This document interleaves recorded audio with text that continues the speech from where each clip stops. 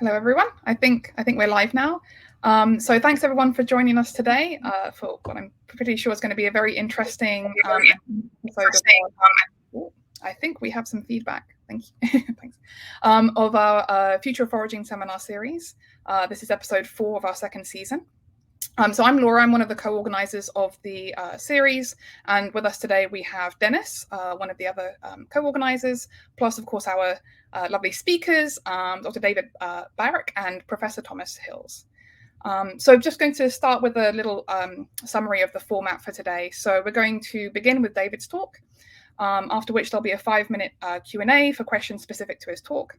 And then we'll hear Thomas's talk with another 5-minute Q&A before going into a panel discussion with both speakers, where we'll hopefully have an interesting discussion that sort of spans both talks and some of the themes and ideas that they introduced. And for our audience members, if you'd like to ask any questions, please do remember to type your questions in the Ask a Question box at the bottom of your screen. You feel free to type them in at any time, and we will keep an eye on that and make sure to ask any questions there during the relevant Q&As. And so I will now at this point say goodbye to both Thomas and Dennis. Yeah. Great. And I will now introduce our first speaker for today, Dr. David Barrack. David received his PhD from Duke University with Professor Alexander Rosenberg, during which he developed a dynamical systems theory of cognition. He then went on to a position at the University of Pennsylvania, which is where he currently works, in the departments of neuroscience and philosophy. And throughout his career thus far, he's combined behavior and physiological recordings whilst also asking some very foundational and really philosophical questions in cognitive neuroscience, including the work that he's going to talk about today on the scope of foraging as a form of reasoning. So thank you, David. If you'd like to share your slides. Thank you very much, Laura, for that nice introduction. Let me get my slides up here on the screen. How's that look? That looks great. Excellent. Okay. Hello, everyone. Welcome to the seminar for the day. That was a lovely introduction.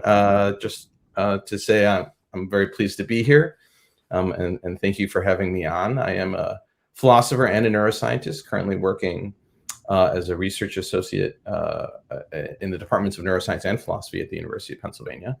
And today I'm going to talk about the scope of foraging through environments, thoughts, and arguments.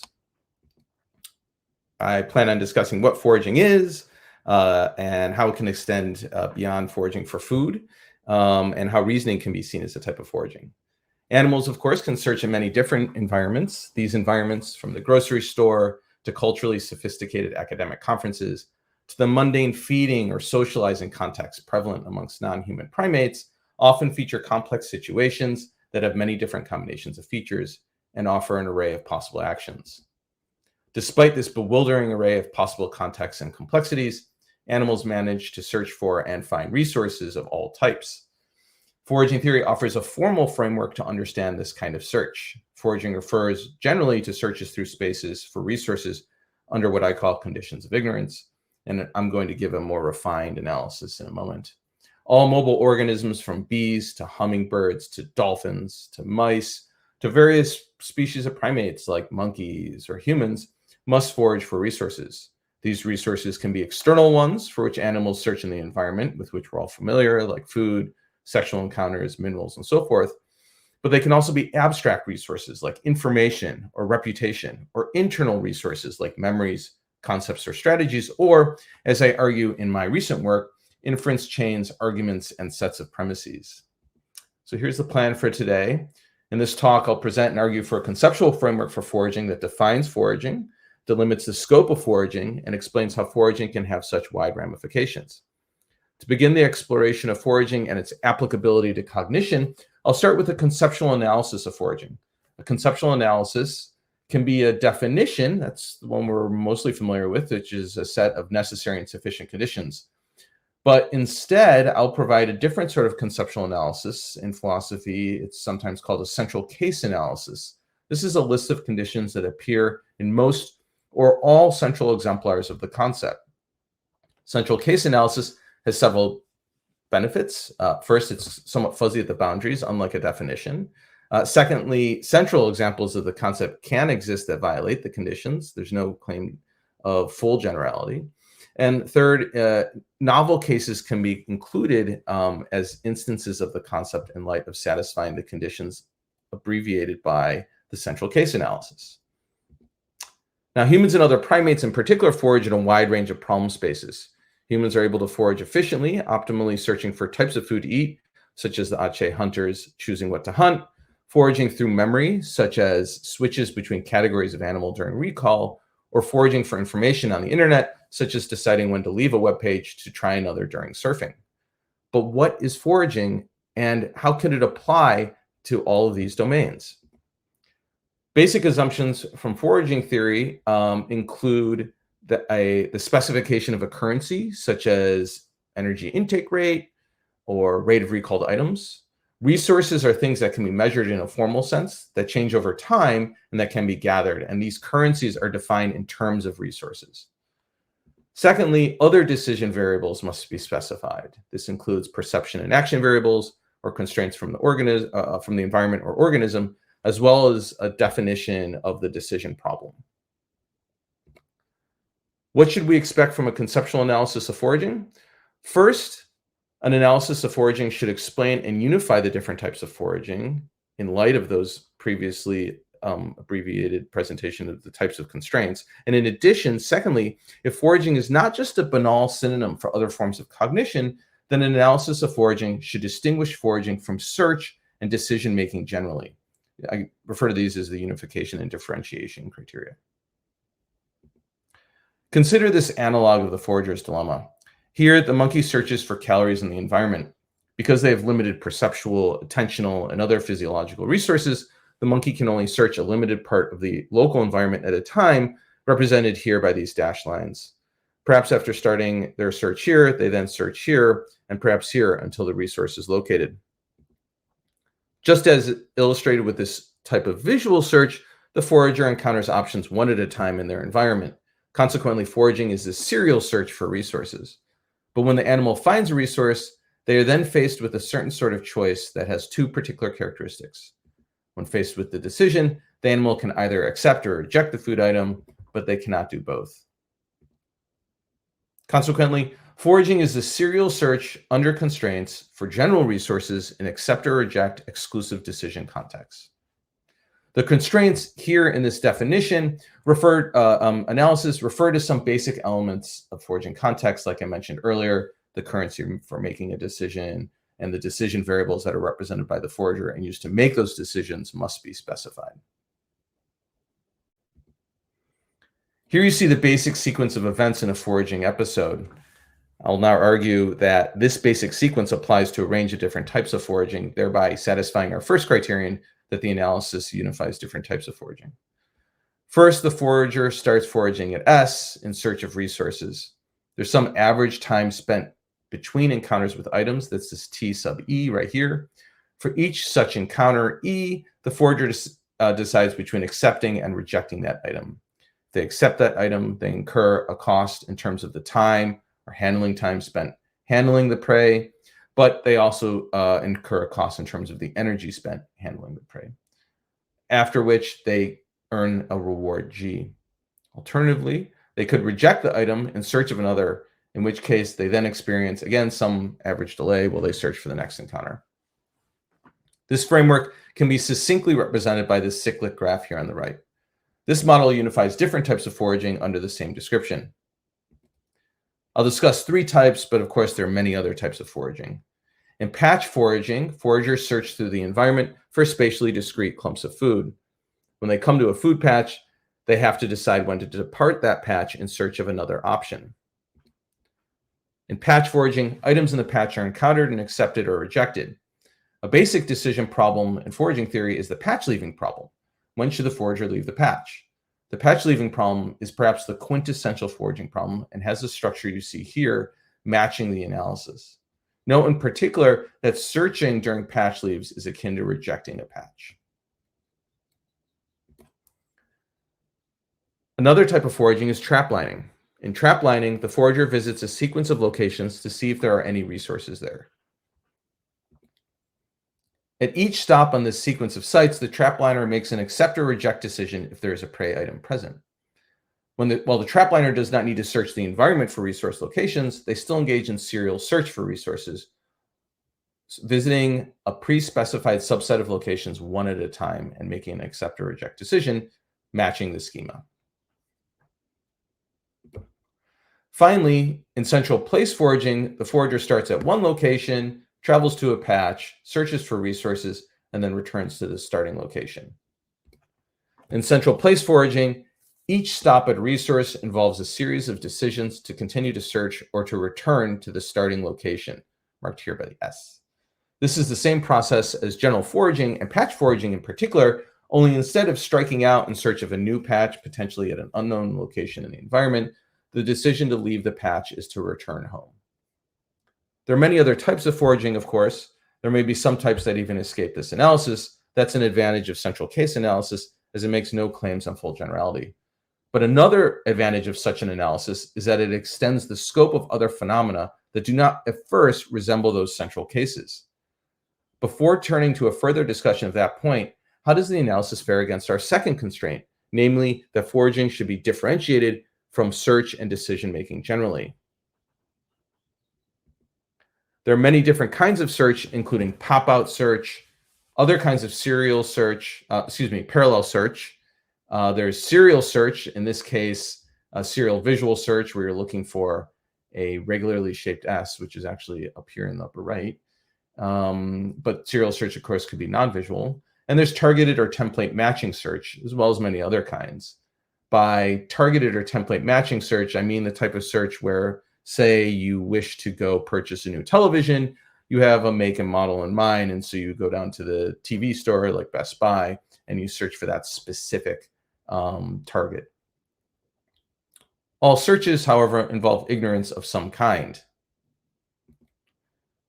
Foraging is a type of serial search, so the analysis rules out pop-out and other kinds of parallel search because they violate exclusivity.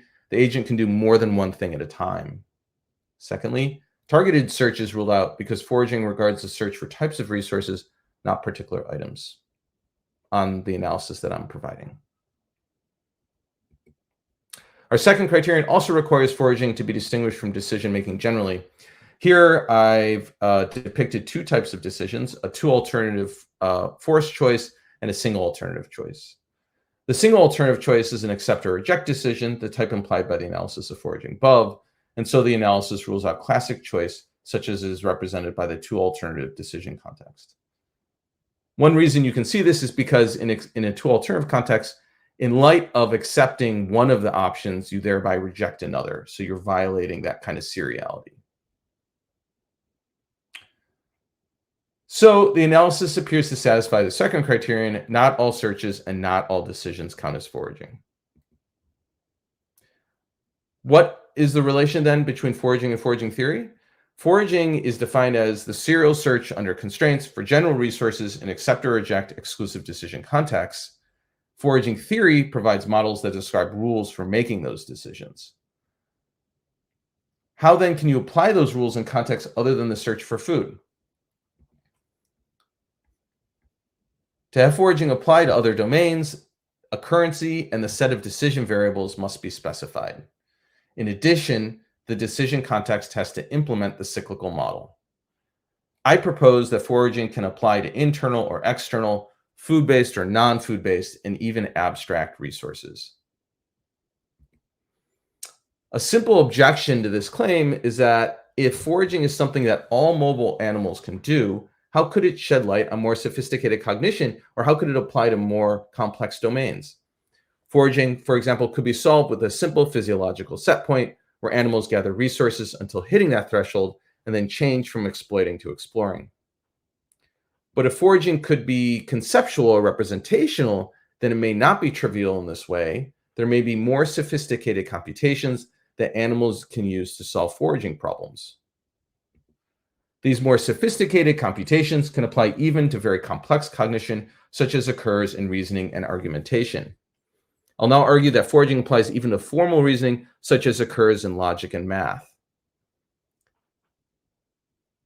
In order for foraging to apply to these domains, a currency must be specified in terms of some resource, decision variables defined that describe or delimit the particular decision that the foraging reasoner must make, and the decision context mapped onto the cyclical model.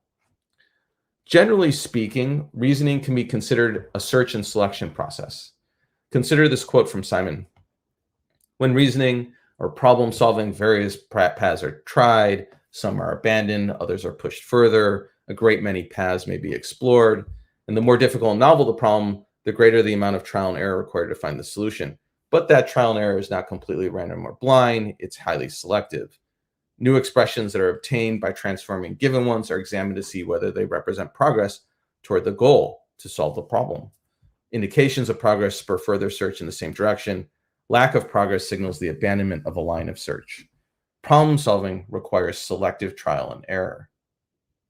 While Simon describes this process as selective trial and error, I think we can even do better than that. I think we can describe norms for how this search should proceed, norms that can be inspired by foraging theory. And I'm going to turn now to a discussion of the application of the foraging model to reasoning and suggest some norms at the end. Reasoning aims to acquire beliefs about the world using inference. For example, here's a classic syllogism. All humans are mortal. Socrates is a human. Therefore, Socrates is mortal. By stringing together many such inferential steps, a line of reasoning can yield increasingly more knowledge about the state of the world. For example, we can combine the fact that Socrates is mortal with this conditional about being a god to conclude that Socrates is not a god. Call these linked arguments inference chains. Reasoning can take many different forms, but I contend they are united by the goal of reducing uncertainty about the world. Such lines of reasoning need not take the form of sentential arguments, like the syllogism I just presented. The reasoner's goal is to acquire new beliefs about the state of the world, to reduce that uncertainty and come to a conclusion about the world state through the process of inference. But that process need not rely on inferences. This process could involve very simple visual spatial reasoning. For example, how can I navigate a maze? In this situation, the path to the exit is uncertain, and the reasoner must visually search for it. No contributions from background knowledge or memory are necessary, though may also involve more complex processes. In perhaps the most complex case, the reasoner may be attempting to determine the truth of some mathematical proposition, let's say. In this case, the mathematician draws deductive inferences about the nature of the natural numbers to prove or disprove some theorem. In all such cases, the reasoner is reducing uncertainty about the state of the world. The decisions made while reasoning are all able to be described, I argue, as a kind of foraging process where reasoners are gathering information in the sense of reducing uncertainty about some state of the world. The decisions being made can then be described in foraging terms related to the accumulation of information. Consider this simple illustration of information as a resource gathered during reasoning. To figure out who stole the cookies, we might start with a list of suspects, such as the dog, or the raccoon, the neighbor, or wily cookie monster. For each such suspect, there's some possible world, as we say in philosophy, in which that suspect stole the cookies. These possible worlds are complete descriptions of the state of the world and can be formalized as sets of sentences, with each sentence describing a basic fact about the world. Many of those facts will match the real world. For example, the cookies may be high on the shelf, but the dog can't reach that high on the shelf, and so we know that the dog did not steal the cookies. This rules out some state descriptions and thereby reduces uncertainty about the actual state of the world. But suppose the raccoon can't reach that high either, and so the raccoon is also ruled out. In this way, reasoning about the subject matter under inquiry can provide information by ruling out possible worlds. Some inferences that reasoners make rule out more information in comparison to less, and so information can be a resource for reasoning. In the cookie example, the dog and the raccoon were ruled out one after another based on the location of the cookies. But instead of addressing each animal separately, an efficient reasoner might use the fact that non-human mammals can't reach that high, and so rule out one after another the dog and the raccoon on the basis of the same propositions or sentences. Of course, there's a conceit for this example. Raccoons probably could climb the shelf. In this way, there are better, more informative sentences that can be inferred and worse or less informative ones. Reasoners can also infer trivial sentences that provide no information, such as concluding from the set of culprits that the neighbor is still in the set. Consequently, information can be a resource for reasoning, and the rate at which information is gathered can be a currency to make decisions during reasoning. And that is how we end up ruling out both of those animals and thereby getting closer to our goal. I've now established that information can be a resource during reasoning, but what sorts of decisions do reasoners make? They make at least 3 types of decisions, all of which have analogs in foraging theory. First, where should I begin reasoning? What premises should I choose? What facts from the environment? Or what aspects of the perceptual scene? Reasoners must settle on a starting point, such as by choosing a set of premises in the formal or logical mathematical context. Once on a given line of reasoning, should I continue down this line or find a new one? A line of reasoning may no longer be productive, and reasoners must decide when to switch lines of reasoning. And finally, given a particular set of premises and previous inferences, which inference should I make next in the current inference chain? From any particular point in a line of reasoning, many inferences are possible, yet reasoners must select one. This last question and the others point the way towards seeing how inference satisfies the cyclical model. Here's the earlier inference about the dog. All dogs can't reach the cookies. Rover is a dog. I've learned in presenting this material that Rover is not always a common name for a dog, but it's one of those classic sort of 1950s names for a dog here in the United States. Because Rover is a dog, Rover can't reach the cookies. If Rover can't reach the cookies, then Rover is not the thief, and so Rover is not the thief. But note, there are many possible sentences to conclude. Each of these sentences follows from the premises, and reasoners could conclude each of these. When considering what follows from these premises, a reasoner could consider these valid conclusions or many invalid ones, and that consideration results in a decision to draw the conclusion or to carry on and look for another. So for example, you could draw the conclusion that Rover can't reach the cookies, but you could also draw the conclusion that is the conjunction of the 2 premises, Rover is a dog and all dogs can't reach the cookies. Or you could perform what's known as universal instantiation in formal logic, where you take this universal premise, a premise that starts with all, and you turn it into this conditional with a variable, a free variable that can range over different what are called individuals, like the dog. If B is a dog, then B can't reach the cookies. There are, of course, many invalid conclusions that the reasoner could draw as well. This illustrates how reasoning is like foraging. In reasoning, reasoners make a series of inferences. That's the seriality property. For any given next step in inference chains, reasoners may or may not make the next step. That's like the accept or reject nature of the reasoning process, just like in foraging. Finally, human reasoners, at least, cannot both accept and reject an inference. Note, though, that parallel processing streams may be able to do both simultaneously. So this sort of view really does seem to apply to the kinds of reasoning that conscious human reasoners are engaged in.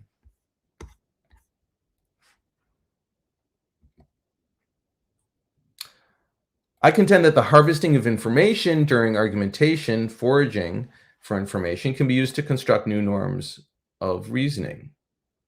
A classic result in foraging theory is that, as I mentioned earlier, in choosing whether to accept or reject an item, the forager should compare their momentary intake to the average or expectation across the environment. This is the famous marginal value theorem stated by Charnoff. A similar sort of principle can be formulated for reasoning. First, some assumptions. Given the preceding framework, there are 3 properties of sets of sentences that can be used to help formulate these novel norms for reasoning. Note, I've stated these assumptions here in English, but they're provable in the first order predicate calculus, in other words, in modern logic. First, sets of sentences can be ordered by the amount of uncertainty that they reduce about the world. In particular, if we adopt that formalism of what I called state spaces or state descriptions for possible worlds earlier, they can be ordered by the number of state descriptions that they eliminate as accurate of the actual world. Secondly, each set of sentences contains one or more sentences that maximally reduces uncertainty. In other words, that maximally reduces or removes state descriptions from the set of possible state descriptions of the world. And finally, third, inference chains can be ordered by the amount of uncertainty that they reduce about the world. And this just follows from this second claim together with the fact that inference chains are made up of individual inferences. With these assumptions, a simple norm for efficient reasoning can be stated: the marginal ranked information principle. Reasoners should change the current premise set when the information intake rate from the arguments selected in the rank order determined by the ordering drops below the average information intake rate across all arguments. This relatively simple sounding principle, however, faces a fundamental problem. How can reasoners know these averages? There's a similar problem that attends foraging, where reasoners must somehow know the average intake, average energy intake, for example, across the environment. It seems particularly pernicious in the case of reasoning, where there may be many different averages depending on the reasoning context. And also there isn't potentially this long evolutionary process that may have genetically encoded average intake rates. And there may not be a very long learning process either. So to address this problem, a revised theorem for efficient reasoning is both more plausible and certainly uncalled for. This I call the lower bound principle for efficient reasoning. And this principle states that reasoners should change the current premise set when the information intake from their arguments based on the current set of sentences drops below the average across some range of arguments. It could be those that they've recently experienced. It could be those that are related to the problem or the inquiry that they're engaged in. This is a lower bound because it ensures that reasoners will do better. It doesn't ensure that they're globally or even locally optimal. But what I hope is clear is that reasoning can be considered a form of foraging, is a form of foraging, and that foraging principles can be applied to formal domains to reveal novel norms for reasoning. Fundamentally, the structure of reasoning matches the structure of foraging. In sum, foraging is a serial search under constraints for general resources in accept or reject exclusive decision context, and reasoning is a form of foraging, and foraging principles can be applied to reasoning to reveal new norms. And that's everything. Thank you so much for having me. Thank you so much, David. That was excellent. Really, really interesting. You can hear me okay, right? Just to be sure. I can hear you, yep. Okay, good. Just to double check. Yeah, that was really interesting. Thank you. Yeah. So we have a question from the audience. So I'll go ahead and ask that if that's okay. Yep. G. Al-Kahiri asks, doesn't modeling cognition as foraging leave a lot of heavy lifting to the design of the abstract environment in which that foraging occurs? So, for example, an environment in which, after rejecting a given reasoning path, a more promising one can be reached within reasonable time. Is it realistic to think that lines of reasoning are distributed in such a way in whatever abstract space they lie in? That's a great question. So the way I conceptualize what's going on here is that I'll stick to the framework of sets of sentences. And the idea is that there's going to be sort of the structure to sentential space where there's perhaps related semantic contents of the sentences and things like that. And it's that kind of structure, what I call elsewhere propositional structure, to generalize the case to reasoning with images and so forth, is going to direct and guide reasoners because they can kind of latch on to these kinds of relations. This is the same sort of feature of the environment that food foragers seek for, these sort of spatial temporally autocorrelated features of the environment where you have recurring. If you're along a river, you might have a resource that tends to grow along a river, and you know that there's a greater probability. You're not just sort of completely wandering around without any idea or any structure in the environment. And that's likewise the case, I would contend, for inquiry with sentential reasoning. Now, different subject matters will have different amounts of that structure. And actually, in philosophy, the nature and structure of propositional space is kind of this open and very interesting research question. There's different kinds of complexity, the number of, for example, what are known as logical individuals, the number of relations, the arity of the relation. So that you could have these two-place relations like is a parent of, which holds between two individuals. You have three-place relations like X is taller than Y is taller than Z, and other kinds of complex logical relations. But in addition, there's also other aspects of the world that reasoners can use and latch onto, like causal structure. So there might be causal structure of the world, For example, in the cookie case, in order for the thief to reach the cookies, they can't just sort of levitate off the ground and go and steal the cookies. So you might think, well, the dog, if we permit levitation, then as a causal mechanism, insofar as it is a causal mechanism and not just magical, then the inference I illustrated earlier, where you rule out the dog based on the location of the cookies, no longer follows. So you make certain causal assumptions to structure the reasoning space as well. But it is really an open research question about how to describe these spaces. And actually, I see that as one of the benefits of this kind of approach, is sort of highlighting some of these other problems that need to be resolved. Great, thank you. And I think we have time for just one more question, actually, again, from the audience as well. KL asks, how can you do the rank ordering in terms of uncertainty reduction without actually carrying out those reasoning steps? Right. So there are two types of norms. There are norms of assessment and norms of use. There's actually other norms as well, but those are the two relevant ones that I address in my work. Actually carrying out that kind of process of trying to determine the rank ordering, as the question notes, does require kind of an exhaustive canvassing. And you're going to have to make some assumptions, because some trivial inferences will carry no information. There's actually an infinite number of trivial inferences that you can make from any set of sentences. But a reasoner in the act of reasoning isn't going to be able to do any of these things. Perhaps then something like the marginal ranked information principle is going to be useful as a norm of assessment.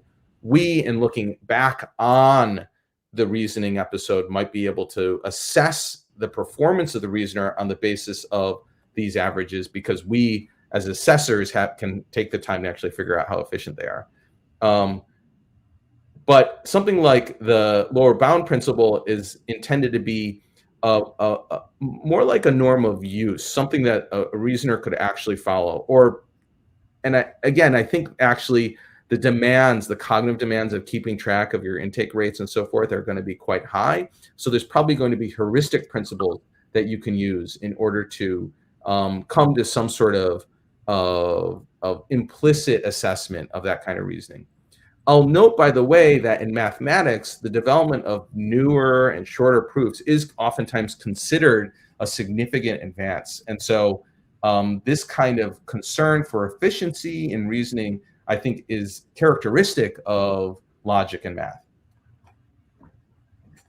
Great, thank you. I think we should probably move on to our second speaker of the day. But thank you again so much, David. That was really awesome. Looking forward to having you back on screen for the panel discussion. So I am now going to find Thomas again. Where is he? Yes, here we go. And invite him back on the screen. And yes, hopefully he should pop up in just a moment. Brilliant. Thanks very much, David. Great. And hi, Thomas. So yeah, I'm very pleased to introduce our second speaker for today, Professor Thomas Hills. Thomas studied for his PhD in biology at the University of Utah and continued in the US for his postdoctoral studies before moving to the UK via Switzerland, joining the University of Warwick in 2011 as an associate professor and from 2014 as a professor. At Warwick, he also directs several programs for students, including a doctoral training center and a master's program. And he's also a fellow both of the Alan Turing Institute and the Royal Society. And that's not a surprise, because his work spans, a huge variety of really fascinating topics, from memory, ignorance, knowledge, language, and more, but is united by an interest in using large data sets and modeling approaches to understand complex information environments. And so in relation to that, today he'll be speaking about cognitive strategies in foraging. Thanks very much, Thomas. If you can share your slides, that'd be great. All right. Thank you. Thank you for having me.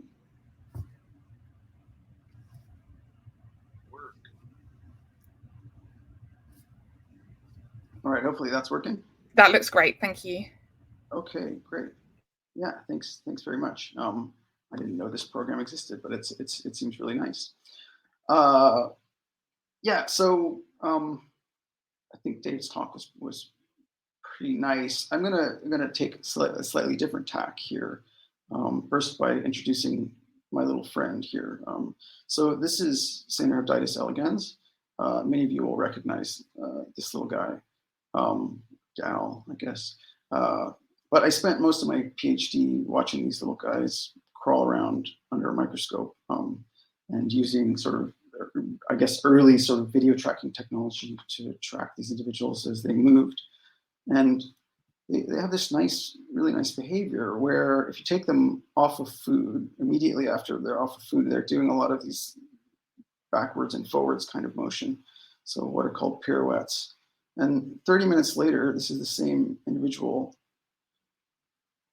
just crawling forward. And so underneath this behavior, I guess you could say you could describe this abstractly as kind of movement from exploitation to exploration. And in spending so many years watching these guys and not being able to think about much else, you start to realize that this behavior, which is called area restricted search, is just everywhere, right? Every kind of creature is making this decision. So on the left-hand side, here's the nematode again, and this is just some data showing you really curvy patterns of moving around, and here's some straighter patterns of moving around.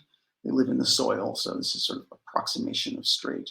And here's the turning angle for the first 5 minutes versus roughly half an hour later. And bumblebees do this. So here's some work by Reuven Dukas showing that if they encounter a flower that doesn't have any nectar, they travel this far away. And if they encounter another flower that doesn't have any nectar, they travel even further away. And so they're kind of, again, modulating this movement from exploitation to exploration. And we did some research in virtual reality with some people, I guess about 10 years ago, trying to investigate whether people would do the same kind of thing. And the top line here is showing you what happens when people encounter resources in a patchy environment.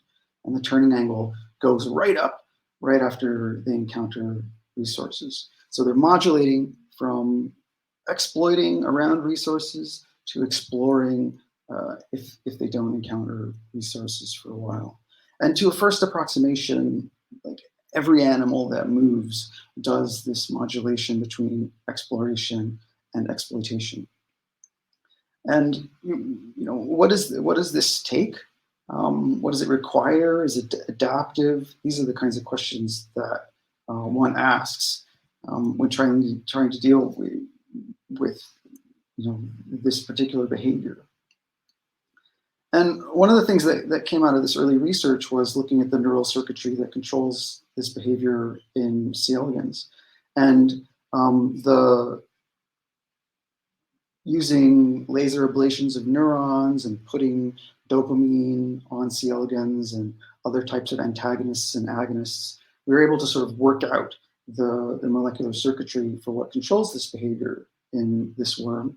And it turns out that similar type of dopaminergic modulation of almost, you could say, an attentional process, like how focused are you on a local area versus moving to a more global area?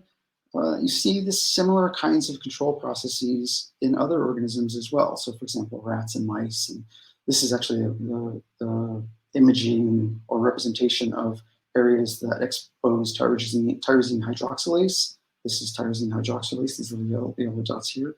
This is tyrosine hydroxylase in the worm, which is an enzyme that's a precursor for sort of using dopamine in these animals. And so it's similar architecture, similar kind of problem potentially for these animals, controlling this modulation between exploration and exploitation. And so in spending so much time thinking about this behavior and starting to see it a lot across lots of different organisms, I should say sort of John Seeger put me partly onto this idea. He's at the University of Utah. Sort of being obsessed with the search process. You start to go, okay, well, wait, maybe lots of different animals seem to have this search process. Many of them seem to control it with the same neural architecture or same, for example, dopamine or other types of neurotransmitters that are very similar to dopamine. And if you look across the sort of evolutionary tree, these are all organisms that are chosen because they're basically models for drug addiction. Not necessarily all of them, but I guess some of them are used by drug addicts, but the point being that you can see a kind of common trend here where there is some type of neural mechanism that's leading the animal to exploit locally versus sort of the alternative or the antagonist version of that, leaving the animal to explore more. And as you move to sort of higher vertebrates, you move into realms of abstraction. So instead of talking about spatial movement, where you're dealing with a food or a food source, now you're dealing with something that's more potentially metaphoric of spatial movement, like in humans, where you might be dealing with goal-directed cognition. And so I've spent a lot of time thinking about the way this search process might be used in different types of environments, and why area-restricted search might be both sort of biologically central to a sort of control process, and why it might as well be adaptive across various different domains. And so instead of, I guess, coming this from some sort of David, I think sort of comes from a top-down perspective, that this is what we're calling foraging. And I'm sort of, I guess you could say, kind of looking at the neural architecture and maybe sort of this abstract description of an exploitation exploration problem, and asking what are the commonalities across species that control this behavior. And you know, so far I've shown you sort of the biological, if you will, kind of the physiological sort of control processes. But you know, there's also sort of, you could say, an ultimate solution for why we have this area-restricted search-like process across different domains. And that's because it's really good at finding clustered resources. So when resources are clumpy, or they're clustered in some way, or there's some spatial autocorrelation, then having a process with just a little bit of memory will allow an organism to, when it moves off food, turn around and go, okay, I was just on food, but now I'm not, so I can turn around. And of course, you know, we see this in the run and tumble behavior of bacteria, so you don't even need, you know, eukaryotes, right? You get this behavior for any organism that seems to have this kind of problem, where there's resources clustered in a particular place. And I like to make a little joke. It's more optimal than levy flights. So if you have clustered resources in the environment, then area-restricted search will beat levy flight-like processes. And that's a joke because Vishwanathan called his paper sort of like optimal levy flights, right? And so you constantly see people talking about levy flights being optimal, but in fact, if the resources are clustered at all, in the animal's evolutionary history, then you might expect the animal to have some type of area-restricted search-like process, which is to say, when it's on or near resources, it'll be engaged in some type of local search process. And when it moves away from resources, it appears to move into a more exploitative process. And you can model this in lots of different ways. And I did a long time ago just with these agent-based models. And you know, basically, if you create a clustered resource environment, these are different generations of organisms who have a memory parameter, which says how much memory should I have? And you sort of tune the memory to the clustering of the environment. So if you have a bit of clustering, then you get a memory that says, even when you move off resources, move back, right? And then after a while, give up. And that giving up rate, of course, is tuned to the environment. Yeah, so it's really nice, I'd say, sort of bits of evidence here for kind of evolutionarily shared area-restricted search-like process across organisms, ability to modulate between exploration and exploitation.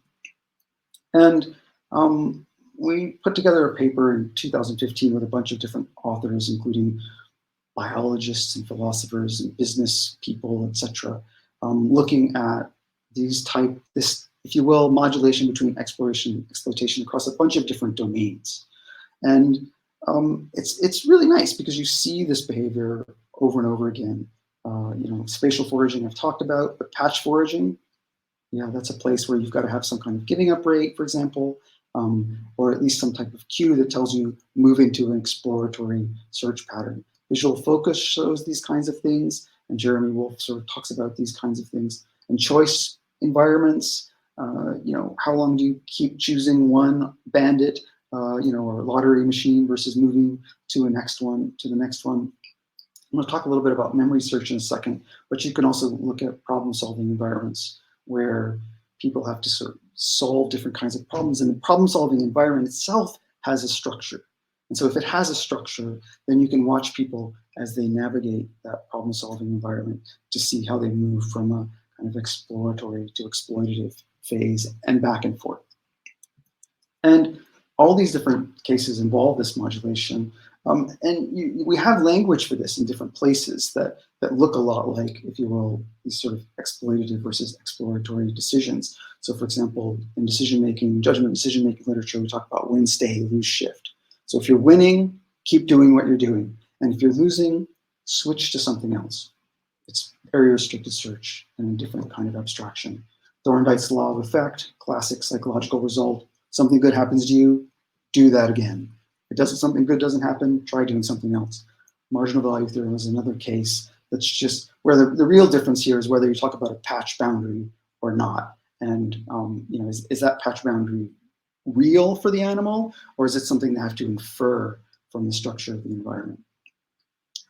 And diet choice models are these cases, I think, a bit similar to some of the stuff that David was talking about. With you have an example of something, and you can choose or reject that thing. And I think there are interesting sort of questions about diet choice models and marginal value theorem. Rick Charnoff did both of these kinds of things, there's some nice, I guess, challenges for theoreticians. Is like, can you get one out of the other, for example? So what I want to spend the rest of the talk, or most of the rest of it, talking about sort of foraging inside your head. And one of the things we did with Peter Todd and Mike Jones a number of years ago is we had people do what's called a semantic fluency test. So the problem is, say all the animals you can think of. And you get people to type these in, or they say them as quickly as they can. And they have 60 seconds in this sort of classical clinical task. And in our case, we gave them 3 minutes, and we let them produce all these different animals. And so we've got a string of things that people find inside their head. And if you take a kind of a cursory look at these things, you can see that people tend to produce animals that are kind of related to one another. Then they have some type of long distance jump. Then they produce another cluster of animals that are similar to one another. Then they produce another kind of long distance jump. And a nice question to ask is sort of, how do people do this? What's going on here? Or can we, as scientists, even track people as they move around in this space? And so I'm not going to go into the details of this model, but many of you will have heard of semantic space models like word2vec, for example. And what you can have these models do is you can have them read millions of words of text. In our case, this was a number of years ago, we took Wikipedia, so all of Wikipedia, and we ran this semantic space model in Wikipedia. And what it does is it builds a kind of high-dimensional representation of how similar different animals are to one another in this space. So if you read all of Wikipedia and that was your input, then you might have a structure of animal space that looks kind of like this, where here I just put, sort of like larger blue dots when animals are related to one another, and this is animals along the x-axis and animals along the y-axis. So rows and columns of both animals, and this is just showing you how near or far another animal is in the space.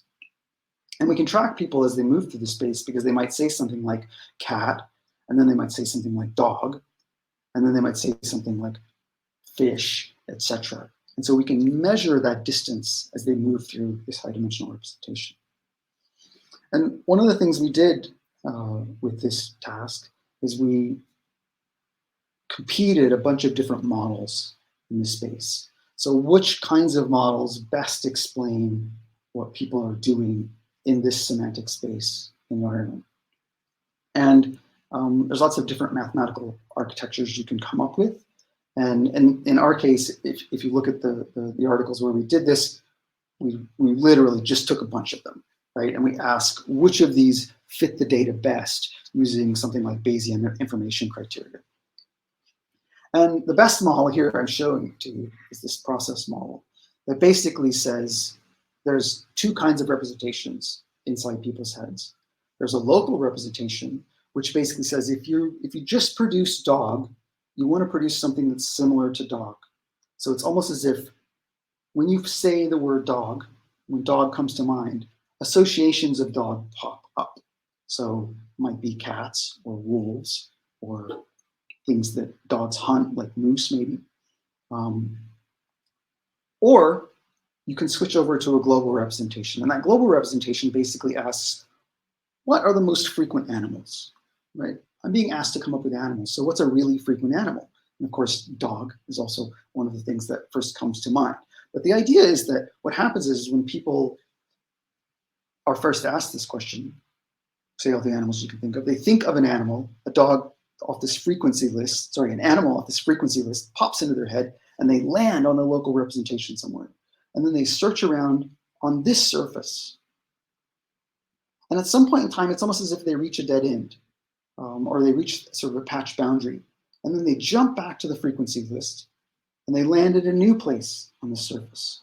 And they search around locally in this representation. Now, this is just a model. The model correlates with different things about individuals, which is cool. You can come up with different models. I think one of the nice things about this model is that it suggests there's two different kinds of processes going on when people are searching internally. One is an associative sort of search process, and the other is a more global process, maybe executive or kind of control process. And we've looked at a lot of different tasks. Even recently, we have some nice imaging data showing that there seem to be executive areas of the brain that are associated with sort of prefrontal executive cognitive control that are active at different points in the search process when people are doing this. We can also look at things like marginal value theorem. So if this is just the proximity to the previous item, this is before a patch boundary here, and they're relatively similar. And then this jump, here's a long distance jump to an item that's unrelated to the item just before it. And then after that, you wind up with a bunch of items that are close together. So sort of close proximity items. So now you're in the local space, and then you jump back to the high frequency jump. So this is that high frequency space here. The other thing we can see in this space is these sort of dead ends. So this is residual proximity, which is our measurement of how close are you to everything else in mind. So we can measure the distance of an item to everything else in the space. And what we can see is that right before a jump, patch boundary jump, and we have methods for detecting these patch boundary jumps. But right before a patch boundary jump, the person has just produced an item that's really far away from everything else in the space. So, and then of course they move near, if you will, to the center of this high dimensional, of some kind of patch or cluster in this high dimensional space. And then they do it all over again. So this is very consistent with marginal value theorem is what we argued at the time. And of course, since then, we've done lots of other things to try to evaluate how people do this in different types of environments. So I think just for the last few minutes, I just want to argue that, of course, a lot of people have looked at how more recently, how different vertebrates, for example, search inside their heads using electrophysiological mechanisms. And you get lots of great names for these things like episodic future thinking and internally generated sequences and self-projection, embodied perspective foraging, associative memory. And because of, if you will, the underlying neurobiology, I think all these things are likely to be very similar to one another. They're likely to be similar to one another in the sense that you're foraging inside some high dimensional space. You have maybe some control processes that allow you to leave places and move in a goal-directed or targeted way to some new part of the space. And that when you're in a particular location, you can sort of create some kind of novelty in that some kind of novel path through that space. So I'll get wildly speculative now. So recently I wrote an article about, I guess you could say, positive definitions of free will. Because I think you can go from something like error-restricted search all the way to sort of listing off the criteria for showing that neurocognitively, we have the capacities to satisfy positive definitions of free will. And I say positive definitions because you may think free will is sort of false by definition, and that's okay. People believe that, they subscribe to those kinds of definitions. So I would call those negative definitions of free will. Positive definitions are tended to be the sort of compatibilist or libertarian kinds of definitions. And the reason I show you this letter opener here is because I was in an airport so it was Charles de Gaulle Airport, and I had this letter opener that I was bringing back to my wife from the U.S. And when I got to airport security, so it was a letter opener that was passed down in her family. And ridiculously, I left it in my bag, right? So I was trying to bring it through security. And when I got to they put it through the X-ray machine.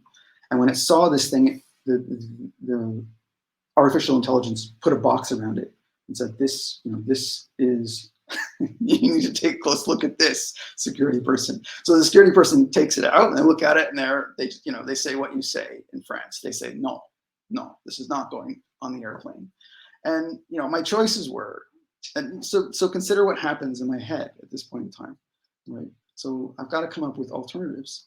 And I argued with the person as best I could for a while, and they said, no, basically, you're putting it in the dumpster there, or you're leaving. So I left and I went back out into the outside of security, and I held this thing in my hand for a while, and I thought to myself, okay, you studier of free will, how are you going to solve this problem? It's like, what are my choices? I can mail it to myself. I can go to the post and I can mail it to myself. And you can see this whole, like, sort of what I've been describing so far, it's kind of like opening up in front of me, right? I'm going down these different paths in my head. I'm going to the post office across the airport, which I can't reach in time to make my flight. I'm throwing it away, which I can't do without incredible amount of guilt. I thought there has to be another solution. How do I get another solution to this thing? And so I'm looking at it, and eventually it occurs to me that it's kind of like a metal that maybe I can bend. And so I bend it into a bracelet. And then it's bent now into a circle. So, and I think getting to that process is like, how do you get to that? Because it's not as if I've seen that done before, right? How do you get to this place where you're constructing a novel solution to a problem in this high dimensional space of memory? So I bent it and I went back through security, to make a long story short. And the AI didn't recognize it this time as being a letter opener. There's a lot more to that story. I'll tell it to you sometime if you're interested. But I'm going to stop there because I think that's it for me. Trying to get from foraging behavior to, if you will, a positive definition of free will. I consider that at least provocative. Okay, thank you.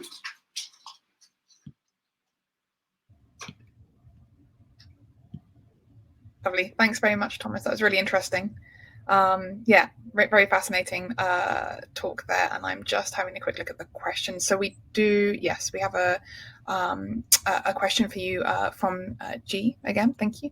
And they ask, in terms of guiding theory, for example, cognitive theory, does this suggest that we could assume that the search process that you spoke about is fixed, so it follows the dynamics of area-restricted search, and then can focus on conceiving representational spaces in which this kind of fixed search would be successful?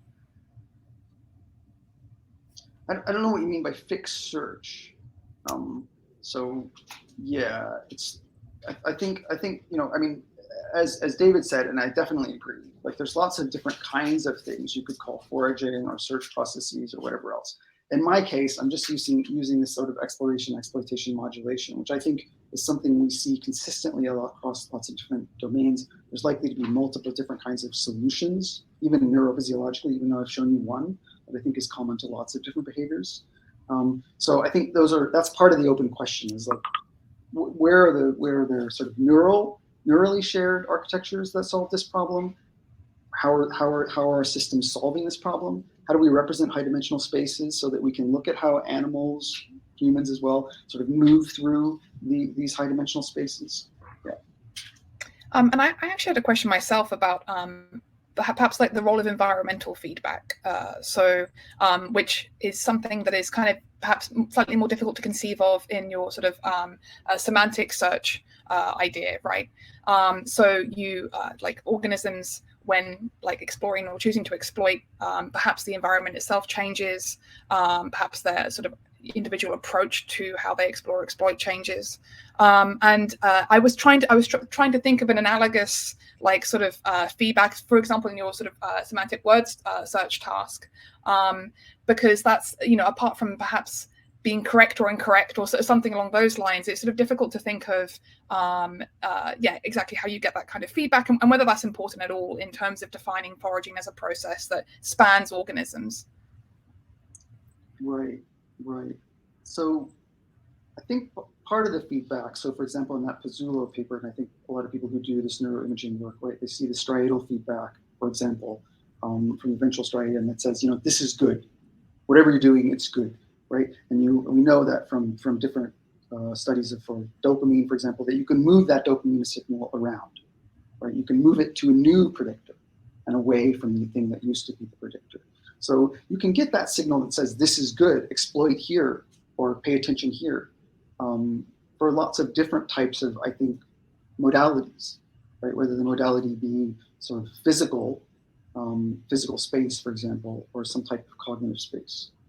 I don't know if that answers your question, but yeah, I think that's a really interesting point, actually, in terms of I'm now trying to think of papers that actually sort of look at, because I study dopamine. I'm like, is there other sort of human papers, for example, like learning and dopamine is such an integral sort of process, and like you said, that kind of feedback signal given by the dopaminergic response can be applied to all types of stimuli. Like, it doesn't have to be exactly right, like a reward in an environment or something. So I could definitely conceive of how that could happen in humans, for example.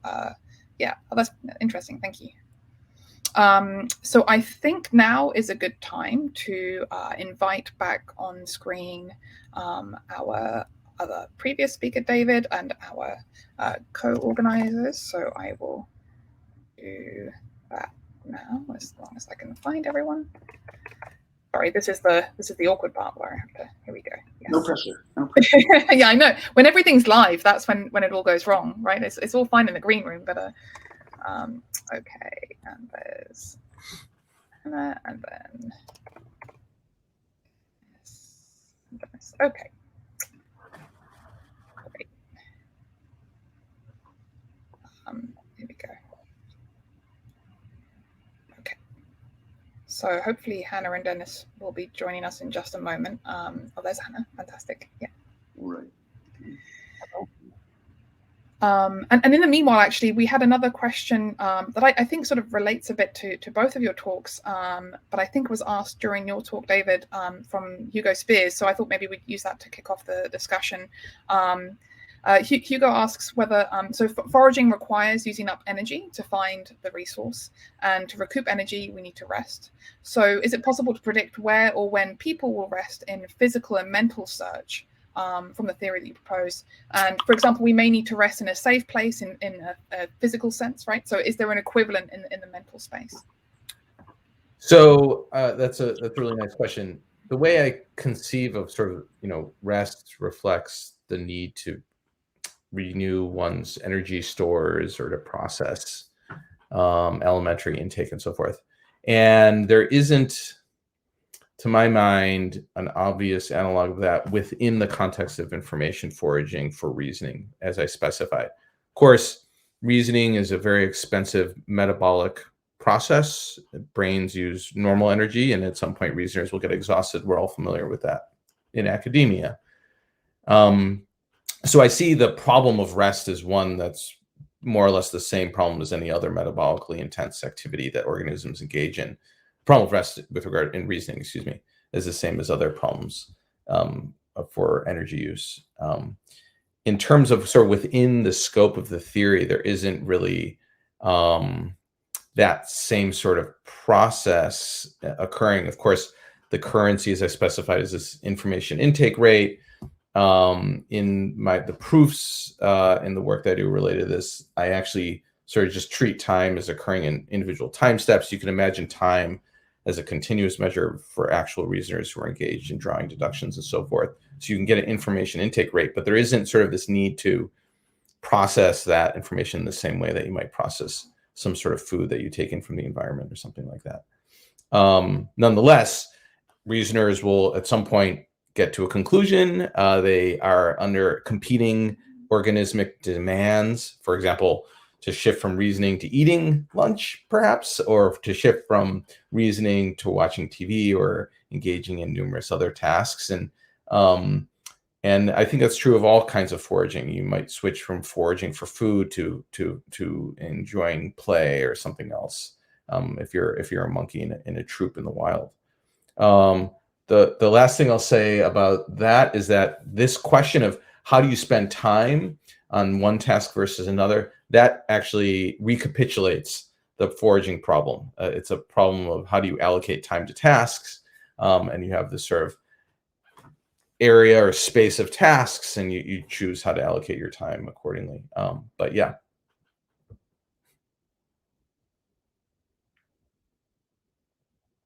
Oop.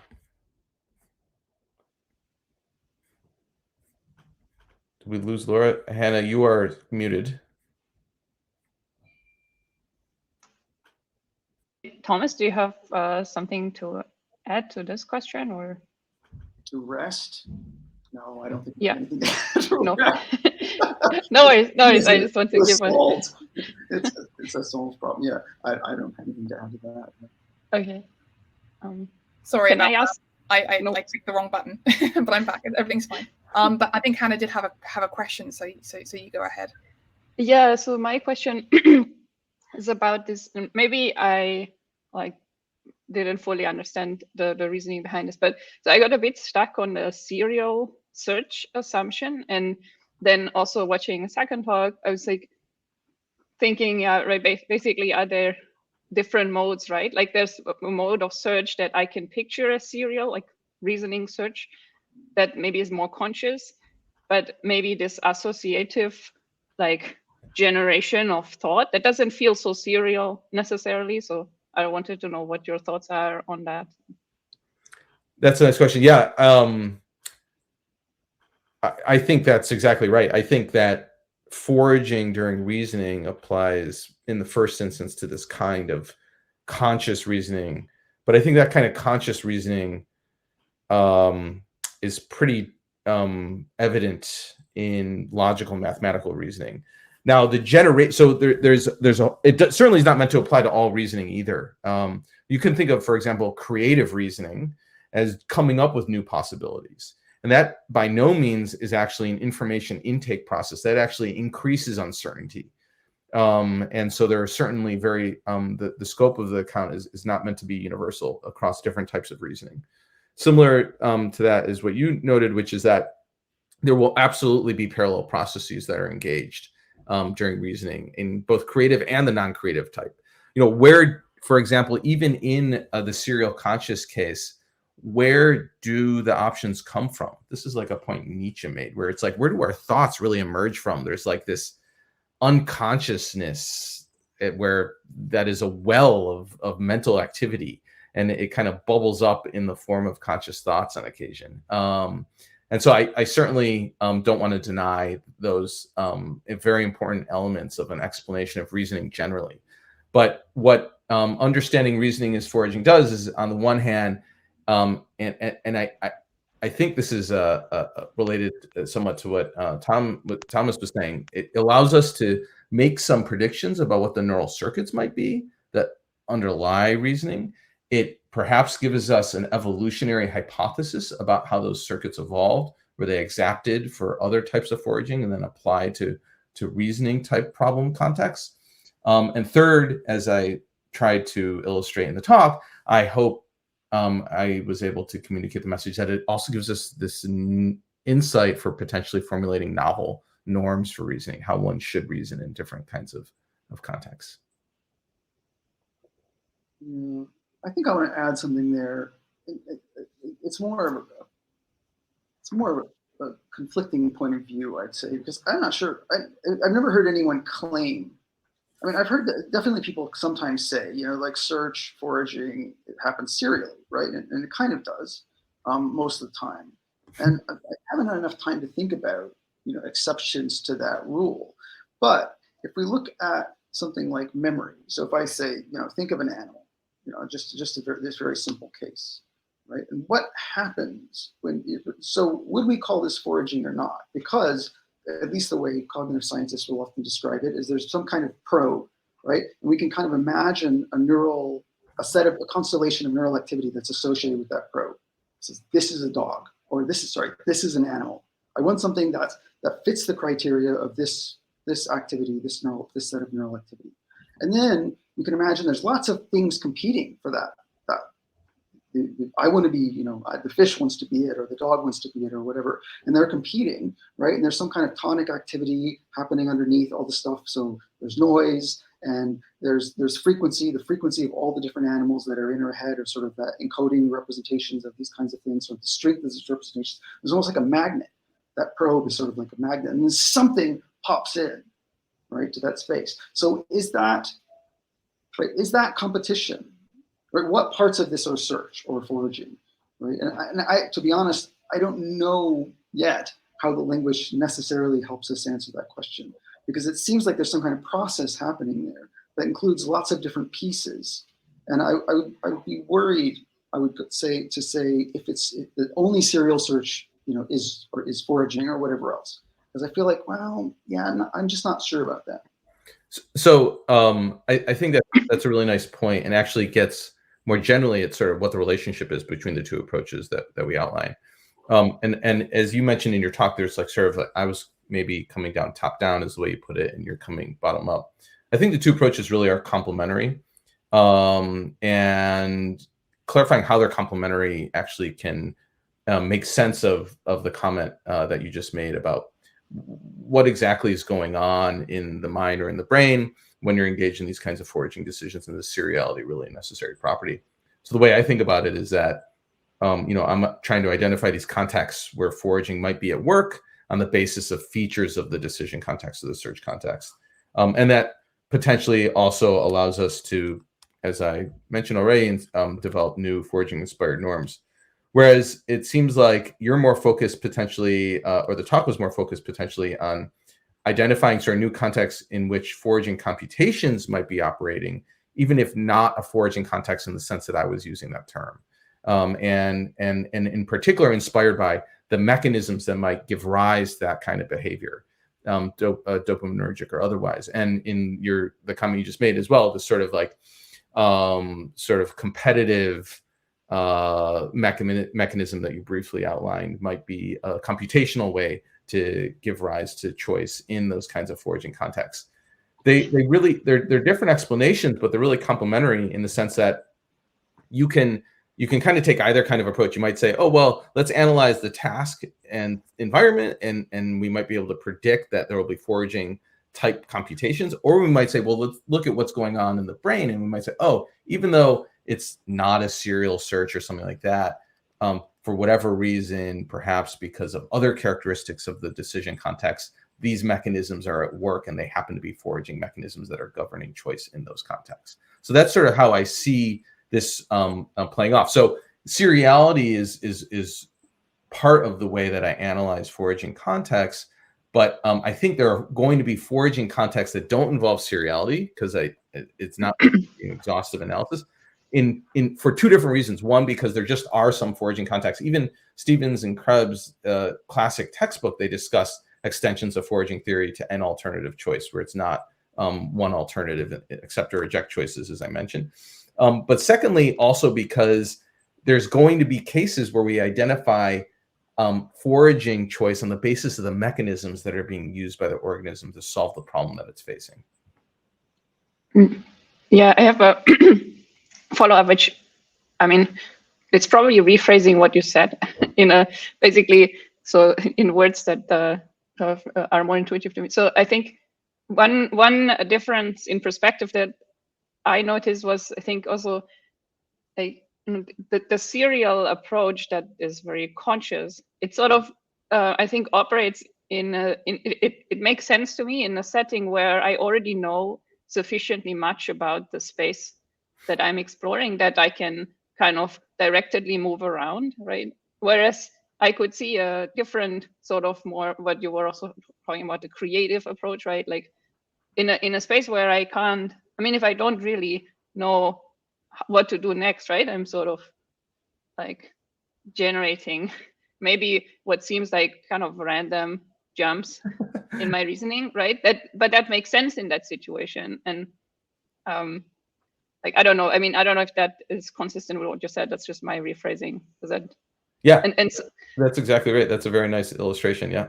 But I think what this means is that, like, in some ways, it's weird that this sort of maybe less serial and more parallel associative exploration both works for exploring a local space, but I guess in a slightly different context, it can also create these essential jumps to sort of get out of a thing where you're stuck or something, right? That's I think something that initially seems contradictory or sort of non-linear, I guess. So I will say I don't see it as contradictory. I think it's all part and parcel of the creative aspects of reasoning that the account explicitly isn't really meant to address. You can also imagine a hybrid form, right? So you can imagine there's this associative spreading network activation kind of model, which gives rise to the options. And then there's a selector who sort of considers the options in seriatim and accepts or rejects them on the basis of the characteristics of those options. So I think but for certain, I agree that there's going to be this generative step where you're generating possibilities or as you meant, and that would be more local, or you're generating whole spaces or areas, and that'd be more global. It's almost a good analogy for those cognitive models out there is the modeling process itself, where you have your model set, and populating the model set is, in my experience, a very nonlinear process that draws on all kinds of background knowledge and all kinds of influences and is highly not parallel and associative and so forth. And then there's the process of actually computing log likelihoods and AIC scores and accepting and rejecting serially. So I think similar sorts of things occur in reasoning generally. Yeah. Yeah, and just one final comment there. In the neurocognitive free will wacky title paper, I talk exactly about the evidence for these type of goal-directed processes that allow unconscious information, if you will, to be generated, right? So in order to do that, in one sense, we have to inhibit an automatic or a pre-existing solution. So we can have a solution rise up, and then we can say, I don't want that one, I want a different one. But it's not as if we're selecting it specifically. We're just saying out of the set of possible things, something jumps into that space.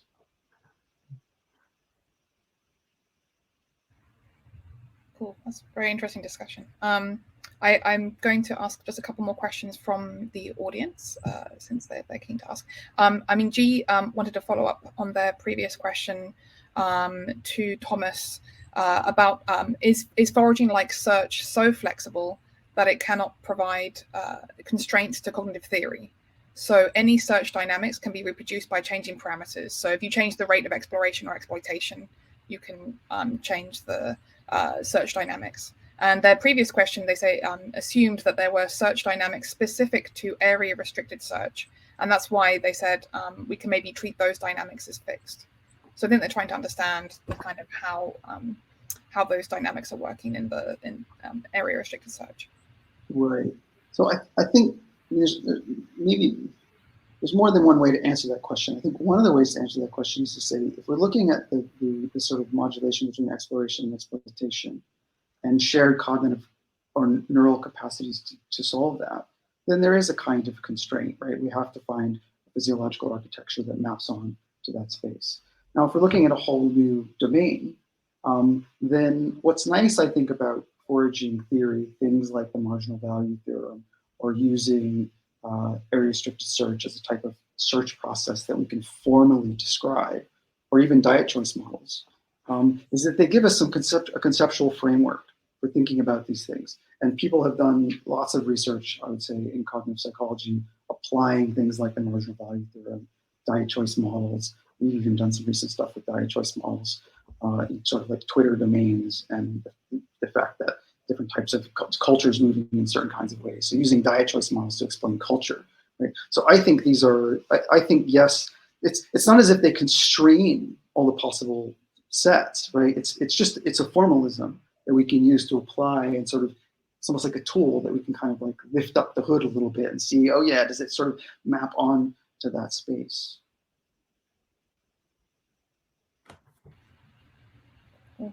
Thank you. And we have another question for David from Anastasia Christaku, who asks, is the sort of reasoning that you equate to foraging normative, so what one ought to do to reason well, exclusively propositional? And if so, does it require that the agent's motivation is accounted for? So in foraging, where there's a constrained chain of local goals, as in patch foraging, versus in normative reasoning, so there's like long-ranging model refinement, where patch foraging would only work with information of explicit truth value, which reduces to information foraging rather than reasoning. So I think they're asking, like, is it normative, and what about the agent's motivation in that case? So my approach to reasoning as foraging is sort of situated in the context of a broader account of reasoning as this type of search. It's search that has both what I call inquisitive norms and transitional norms. Transitional norms govern the movement from a set of premises or beliefs to the conclusion belief or attitude. For example, from one set of premises, you might deductively conclude something, but from the same set of premises, you may inductively conclude something. But in addition, there are these inquisitive reasons that help govern this sort of search process. And the inquisitive reasons are like on the nature of inquiry. So I might, for example, consider the sentences, if it rained last night, then the streets are wet. It rained last night. And I might say, well, what follows from that? And of course, our minds immediately jump to, oh, well, the streets are wet. But I might be incontrovertibly convinced that the streets are not wet, perhaps for other reasons, based on the nature of my inquiry. And so I might instead reject one of the premises, like for example, maybe it didn't really rain last night. And so I think that inquiry is super important to understanding the actual transitions between mental states that reasoners make. And it's going to be those kinds of constraints from the nature of our inquiry that help shape which conclusions we draw, and which conclusions we draw, which ones we even consider as possibilities. And that's going to change and constrain the nature of the search, and consequently the nature of the foraging, insofar as foraging is engaged during reasoning. With regards to whether or not it's normative or descriptive, I think the attempt in the work is to try and describe norms for logical mathematical reasoning on the basis of this sort of state description apparatus. I think there are other ways that you can do it related to other ways of sort of classifying sets of sentences besides state descriptions in the Carnapian framework. But I will say that the focus is explicitly on developing these norms for information intake, and for when you should switch up lines of reasoning, when you should take, and why you should take perhaps one inference chain as opposed to another. As a norm, as norms of use, I think, as I alluded to earlier in a response, I think those norms that I state are quite challenging to use. They oftentimes assume sort of optimal or fully informed reasoning, and oftentimes reasoners don't have that kind of information. And in particular, they oftentimes don't know about the characteristics of their own reasoning episodes. And there's some sort of implicit process or heuristic that they might be using instead, which would be much closer to a norm of use that would be a norm that can actually describe whether or not reasoners are reasoning in this fashion. Finally, I have dreams of actually running reasoning experiments and behaviorally and trying to assess reasoning behavior to see if reasoners do seem to follow these kinds of foraging laws. Lots of reasoning in cognitive psychology involves single step inferences, and many, many fewer involve these kinds of lengthier types of inference chains. But it's that kind of reasoning that would need to be studied in order to assess whether or not there's evidence for foraging principles. So this is a great segue into my question. So I wanted to sort of bring us back in the context of, I guess, also the broader series, right? It's like mostly experimental scientists studying foraging. And so basically, I think you made both a really nice point that we can like basically expand this framework into reasoning processes. But then that sort of also raises the question of like which comparisons are valid. So, does it make sense to look at behavior of, say, humans engaging in a sort of reasoning, right, information collecting, foraging task to behavior of animals doing an actual foraging task? Is that a valid comparison? Do we learn something from this, or is this taking it too far? Because if the argument is that maybe the same underlying neural mechanisms, like basically were later co-opted in, say, humans or primates, in some ways it should be valid, but do you see risks of this, or how do you see that? Is that taking it too far?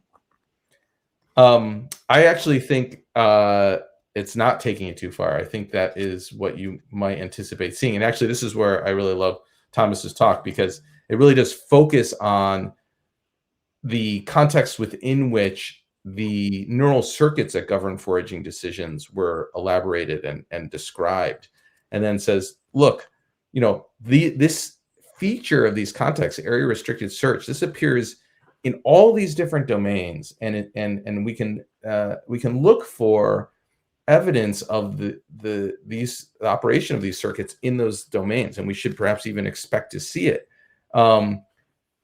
The advantage, in my opinion, of a more top-down approach is that you can come to make predictions about which kinds of contexts, maybe up to including those that don't include area restricted search, might also feature foraging mechanisms. But I think it's, the way I conceptualize, generally speaking, the sort of computations or set of basic operations or functions that animals, organisms, cognitive systems have that they can draw on to solve problems is going to be dictated in part by their learning, their development, and what is genetically encoded in them. And I think that foraging computations are a basic set of type of computation that's going to be applied to problem after problem after problem.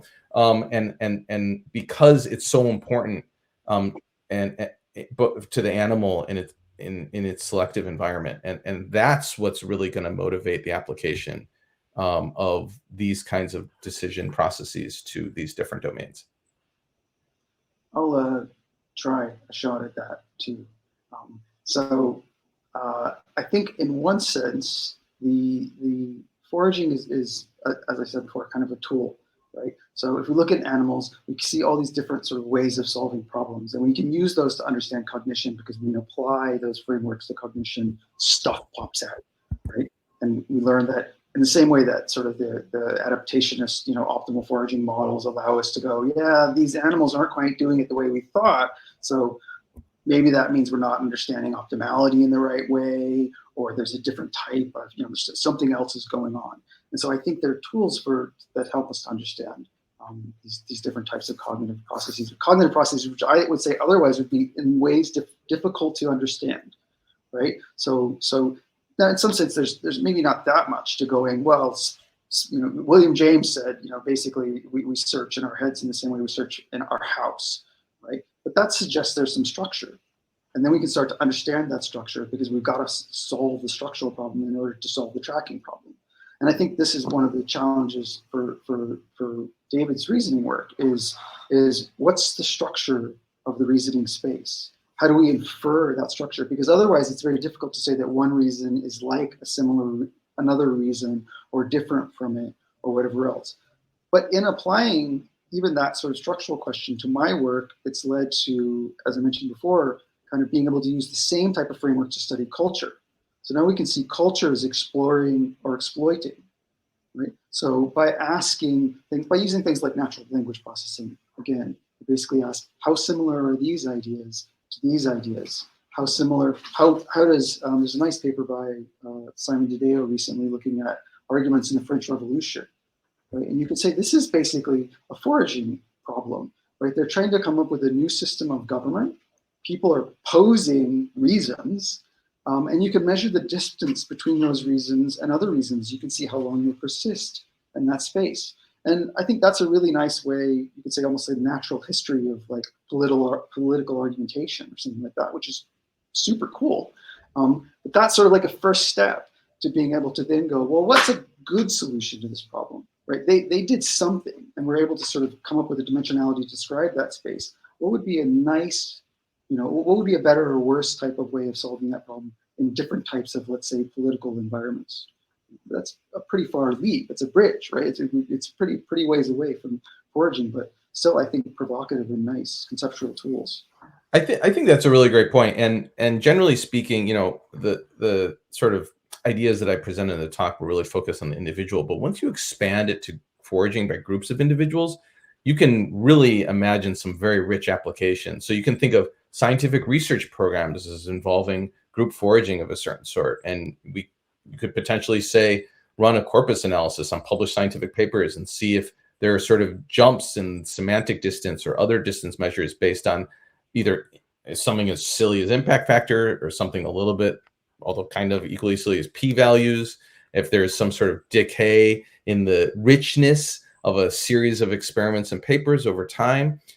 Similarly, you can imagine that there's different strategies or roles that different individuals play in a group foraging context. So we may all be familiar with some intellectuals who sort of wait for the thought leaders, so to speak, to break new ground, and then they pounce right away. It's like a producer scrounger problem from game theory, whereas there's other individuals who are not scrounging, they're producing. They're the ones who are finding the new ideas and so forth, and those lead to some very different strategies. So I think that's a really nice point and a really important one for understanding the application of these kinds of ideas.